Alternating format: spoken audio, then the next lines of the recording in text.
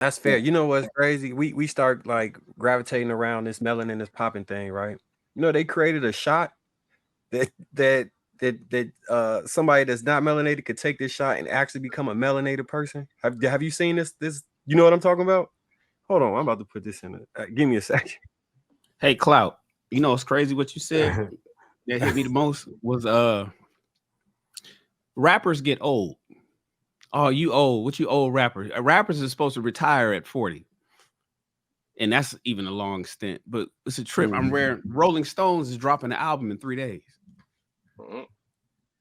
They going on tour. Rolling Stones is going on tour in 2024, and they dropping an album on October 20th. A studio album. But rappers, that you're old. I can't, but we're not supposed to listen to Method Man no more. Because Meth is old now. You know, I put up a video that one that Redman went over that one Chris Brown beat with him and Busta, and he killed it the other day. We're not supposed to listen to Redman no more. We got to listen to the young guys because rap is a young game. So black people, we are our own problems a lot of times. We are like, yo, we own hip hop. Hip hop is us. But fuck that. We can't have no legends in hip hop unless they get shot and killed. There's no living legends here and shit. You got to be young. And you got to be a young, you already, ain't nobody buying your shit. Ain't nobody listening to you. That's we tear each other down so crazy. All while the Rolling Stones is dropping another album in 3 days. That's crazy to me. That hit me hard right there with that one, Clout. Shannon, even if we look at clothes, right? Like for example, Gucci and Louis Vuitton don't get old, but Rockaware gets old. You know what I'm saying? Sean John, oh that's corny, that's played out. You can't wear that no more. But nobody's saying you can't wear Balenciaga no more. Nobody's saying you can't wear Margiela no more. Nobody's saying you can't wear Chanel no more.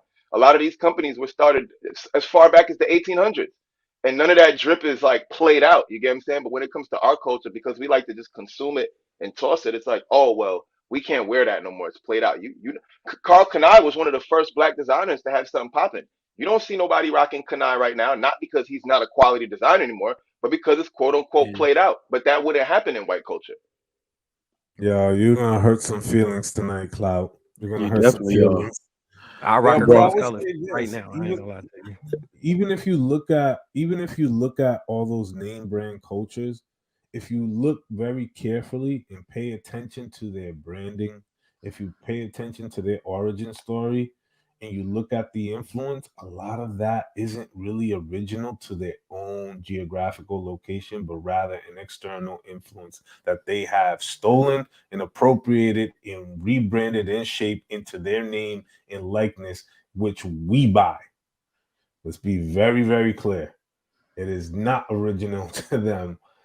It is they were influenced and they copied, right? What's that saying? Saying a good artist, a great artist steal, right? They essentially stole it, steal from other cultures and rebrand it into their own, and we buy it. But in reality, we're really looking at a copy of something that we created. It just doesn't have a black face, behind it. With high And end Mark, designer fashion now, it's streetwear. Streetwear is the new high end designer fashion. They all have a and, streetwear line. I'm sorry. and Marcus, I'm gonna go ahead and put this up there. You can explain what's going on. Yeah.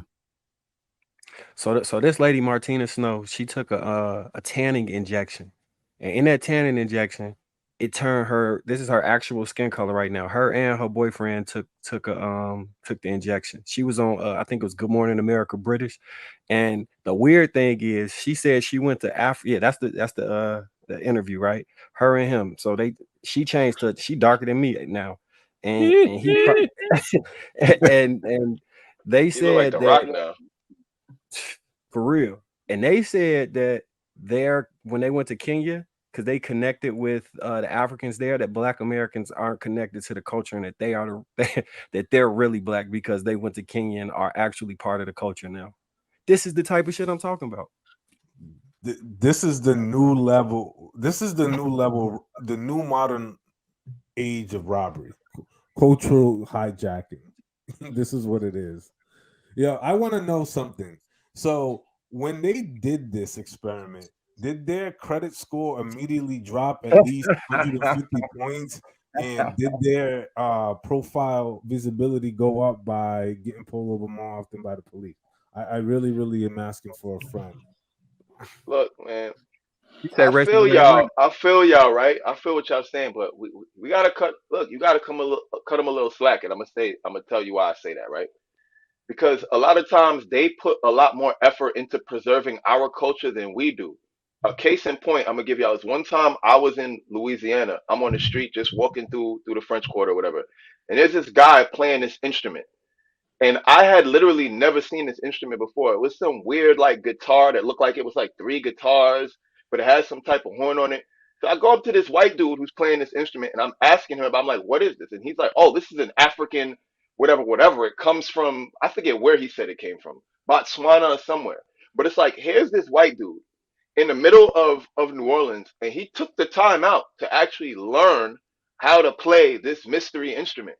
And he's playing it. So it's like, on one example, we could say, oh, yeah, they're appropriating the culture. Sure, I give you that. But at the same time, that this music and this culture is living on because this person's actually putting into practice. And it's like, how many of us, again, are handing this shit down? Like, how many of us know how to play these sacred instruments of our ancestors and shit like that? We don't know this shit, but there's some white guy in England somewhere that got an African horn on his wall and he knows how to play the songs. So it's like, it sounds crazy, but the reality is we have to put actual effort into preserving our culture. Like, you have to look at how much effort white culture puts into preserving the past. Like, they build museums, they have Smithsonians, they have entire people who have careers just around preserving the past, not just their past, but our past as well. So if they're investing so much to preserve our past, then we absolutely have to do double the work to preserve our past. That is very true.